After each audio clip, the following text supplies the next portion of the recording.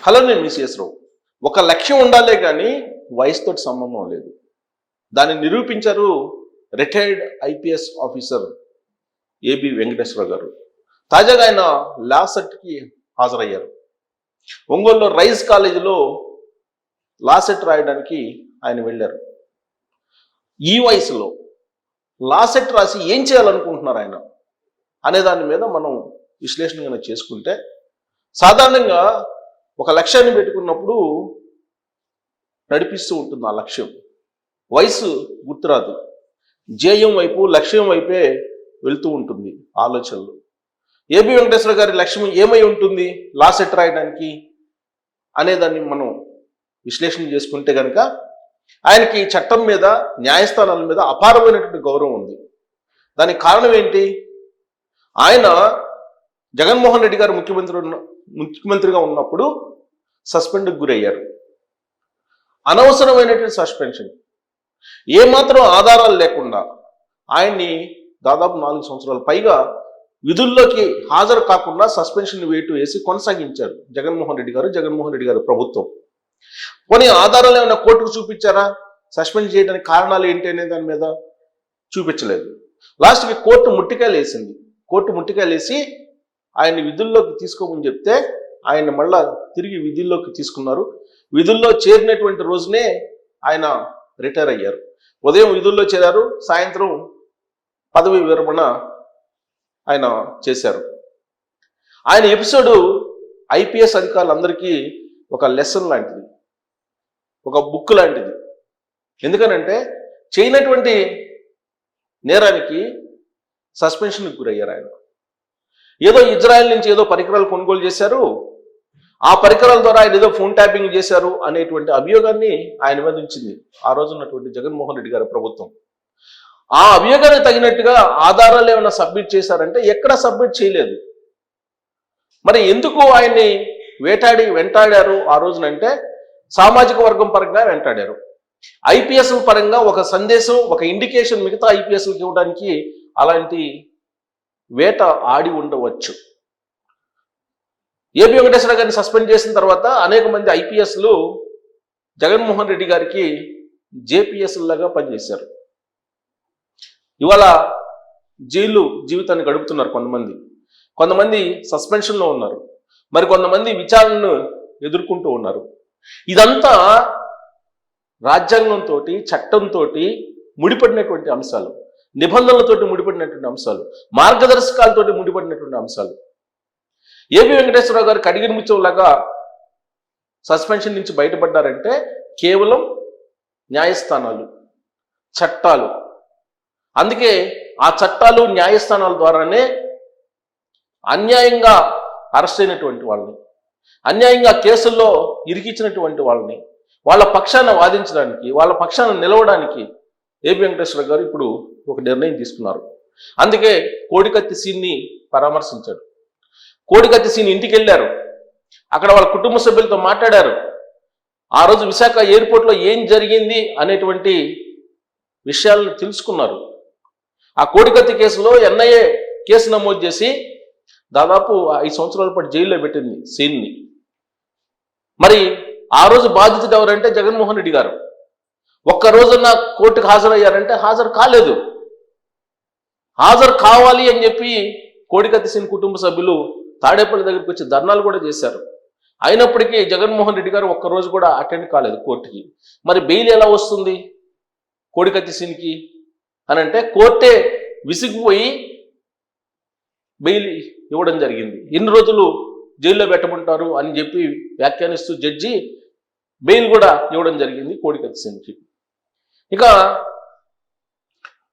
రీసెంట్గా 2024 ఎన్నికలకు ముందు ఈ గులకరాయి సంఘటనకు సంబంధించి ఆల్రెడీ రీసెంట్గానే ఏబి వెంకటేశ్వర గారు వడ్డెరలను పలకరించారు. అక్కడికి వెళ్ళి సింగ్ కాలనీలో, విజయవాడలో ఉండే సింగ్ కాలనీకి వెళ్ళి అక్కడ వీళ్ళు వడ్డెరలని పలకరించారు. ఎవరు ఆ వడ్డెరలు అంటే జగన్మోహన్ రెడ్డి గారి బాధితులు.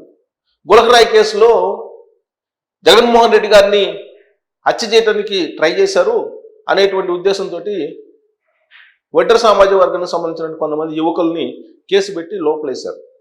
వాళ్ళ నుంచి ఆ రోజు ఏం జరిగింది అనేది తెలుసుకున్నారు ఏబి వెంకటేశ్వర గారు. ఆ రోజు ఉన్నటువంటి పోలీసులు వాళ్ళని అరెస్ట్ చేసి తెలుగుదేశం పార్టీకి సంబంధించిన లీడర్ల యొక్క పేరు చెప్పండి, జగన్మోహన్ రెడ్డి గారిని హత్య చేయమని చెప్పి పురమాయించారని చెప్పి చెప్పండి అని చెప్పి వాళ్ళ మీద 3rd డిగ్రీ ప్రయోగించారని చెప్పి వాళ్ళు ఏబి వెంకటేశ్వర గారికి చెప్పినటువంటి మాట.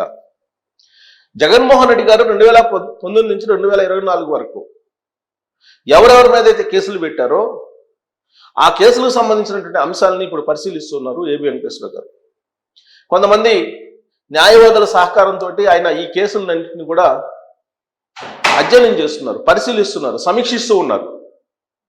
అయితే ఇప్పుడు ఆయనకి లా మీద ఆలోచన వచ్చింది, లా చేయాలి, అడ్వకేట్గా ప్రాక్టీస్ చేయాలనే ఆలోచన వచ్చింది. కారణం ఈ కేసులన్నింటినీ పర్యవేక్షించడానికి కొంతమంది లాయర్ల సహకారం తీసుకుంటున్నారు. వాళ్ళ సహకారం లేకుండానే ఆయనే స్వయంగా కోర్టుకు హాజరయ్యి విచారిస్తే ఎలా ఉంటుంది అనే ఆలోచన వచ్చి ఉండవచ్చు ఆయనకి. జగన్మోహన్ రెడ్డి గారు చంద్రబాబు నాయుడు గారిని అరెస్ట్ చేసి రాజమండ్రి సెంట్రల్ జైల్లో పెట్టించారు. ఆ సందర్భంగా లా లేదంటే న్యాయస్థానాలు ఏ విధంగా పనిచేసాయి అనేది అందరూ చూశారు. సో బహుశా ఇవన్నీ చూసిన తర్వాత ఆయన సుదీర్ఘకాలం పాటు ఐపీఎస్గా పనిచేసినప్పటికీ కూడా పదవి విరమణ చేసిన తర్వాత లా చేయాలి అనే ఆలోచన వచ్చిందంటే ఖచ్చితంగా ప్రాక్టీస్ చేయాలనే ఆలోచన ఆయనకు వచ్చి ఉంటుంది. రాబోయే రోజుల్లో మనం ఆయన్ని అడ్వకేట్గా కోర్టులో చూడటానికి అవకాశం ఉంది. ఒక ఐపీఎస్ ఆఫీసరు లా సెట్కి హాజరయ్యారని అంటే ఖచ్చితంగా లా పూర్తి చేసి 3 సంవత్సరాల తర్వాత ఆయన బార్లో పేరు రిజిస్ట్రేషన్ చేసుకొని ఖచ్చితంగా అడ్వకేట్గా కోర్టులో హాజరయ్యి జగన్మోహన్ రెడ్డి గారి బాధితుల పక్షాన వాదించేటువంటి అవకాశాలు క్లియర్గా 100కి 100% కనిపిస్తున్నాయి. ఏబి వెంకటేశ్వర గారి గురించి తెలిసినటువంటి వాళ్ళు ఆయన ఆలోచన సరళి ఏ విధంగా ఉంటుంది, ఆయన ఫైటింగ్ నేచర్ ఎలా ఉంటుంది, ఆయన బాధితుల పక్షాన ఎలా నిలుస్తారు, ఏ విధంగా చట్టాలని, రాజ్యాంగాన్ని, అలాగే సర్వీస్ రూల్స్ని గౌరవిస్తారు అనేది చెప్తూ ఉంటారు. అందుకే ఇప్పుడు ఆయనే సమాజంలో ఉండేటువంటి కొంతమంది బాధితుల్ని ఆదుకోవడానికి బహుశా లా చేయాలి అనేటువంటి ఆలోచన వచ్చి ఉండవచ్చు. అందుకే ఆయన ఇప్పుడు లా ఎగ్జామ్ రాసి అడ్వకేట్గా రాబోయే రోజుల్లో ప్రాక్టీస్ చేయడానికి అవకాశం లేకపోలేదు. మొత్తం ఈ కేసులన్నింటినీ ఆయనే డీల్ చేసేటువంటి అవకాశం కూడా లేకపోలేదు. బహుశా ఆ కోణం నుంచే ఆయన ఇప్పుడు లా ఎగ్జామ్కి, లా సెట్కి హాజరయ్యి ఉండవచ్చు. ఎందుకంటే జగన్మోహన్ రెడ్డి గారిని కోర్టుల్లో వేటాడారు. జగన్మోహన్ రెడ్డి గారు చేసినటువంటి నిరాధారమైన ఆరోపణల మీద ఆయన ఫైట్ చేశారు. ఆ ఫైటింగ్ నేపథ్యంలో ఈ న్యాయస్థానాల్లో ఏ విధంగా ఉంటుంది, చట్టాలు ఏ విధంగా ఉంటాయి, బాధితుల పక్షాన ఎలా నిలబడాలి, దీని మీద ఒక ఆలోచన వచ్చి ఉండవచ్చు ఆయనకి. ఆ క్రమంలోనే లా సెట్కి హాజరయ్యారు. సో రాబోయే రోజుల్లో మరి జగన్మోహన్ రెడ్డి గారిని ఖచ్చితంగా ఆయన న్యాయపరంగా వేటాడేటువంటి అవకాశం లేకపోలేదు అనేటువంటి ఒక అభిప్రాయానికి ఆయన గురించి బాగా తెలిసినటువంటి వాళ్ళు వస్తున్నారు. మరి ఆ అభిప్రాయంతో ఆయన లా సెట్కి హాజరయ్యారా, లేదంటే ఐపీఎస్ అనేది చాలా హుందాగా, అంటే చాలా సొసైటీలో గౌరవమైనటువంటిది, ఐపీఎస్ అనేది చాలా తక్కువ మందికే అవకాశం వస్తుంది. మరి దానికంటే గొప్పగా మరి లాని ఆయన భావించారా, లేదంటే జగన్మోహన్ రెడ్డి గారి కోసమే, జగన్మోహన్ రెడ్డి గారి బాధ్యతలను ఆదుకోవడం కోసమే ఇప్పుడు ఆయన అడ్వకేట్గా రాబోతున్నారా కోర్టుల్లోకి, అందుకే లా సెట్కి హాజరయ్యారా అనే దాని మీద మీరు కామెంట్ చేయొచ్చు. Thank you.